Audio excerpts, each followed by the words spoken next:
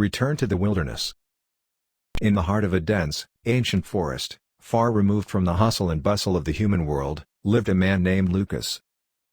He was a solitary figure, content in his solitude, finding solace amidst the whispering trees and the gentle rustle of leaves. For Lucas, the forest was not just a home, it was a sanctuary, a place where he could truly be himself.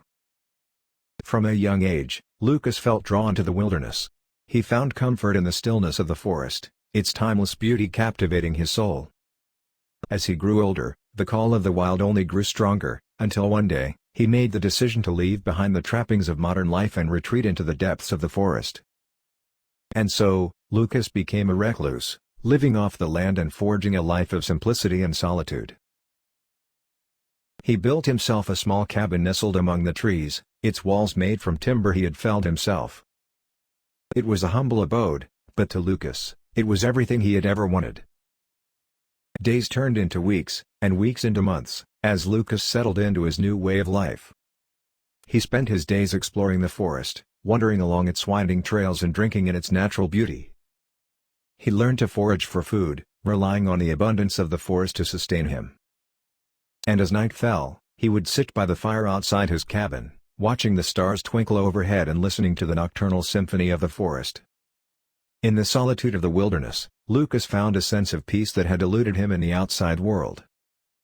He felt a kinship with the creatures of the forest, from the majestic deer that roamed the glades to the playful squirrels that darted among the branches.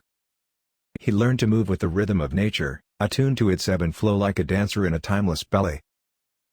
But amidst the tranquility, there were challenges to be faced. The forest could be a harsh and unforgiving place, its beauty masking the dangers that lurked within. Lucas encountered fierce storms that battered his cabin, forcing him to seek refuge in its sturdy walls. He came face to face with wild animals, their eyes gleaming in the darkness as they regarded him with curiosity or caution. And there were times when loneliness crept in, a silent companion that lingered at the edges of his consciousness.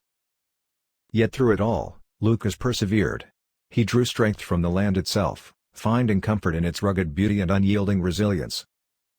And as the seasons turned and the years passed, he came to realize that he was never truly alone. For the forest was alive with 1,000 voices, each one singing its own song of life and renewal. As time went on, Lucas became a guardian of the forest, a steward of its precious resources. He planted trees and tended to the land, mindful of his impact on the delicate balance of nature. He welcomed weary travelers into his home, offering them food and shelter in exchange for stories of the outside world. And he lived each day with a grateful heart, thankful for the simple joys that surrounded him. And so, Lucas lived out his days in the heart of the forest, a solitary figure in a vast and untamed wilderness. He found happiness not in wealth or possessions, but in the quiet moments of solitude and the beauty of the natural world.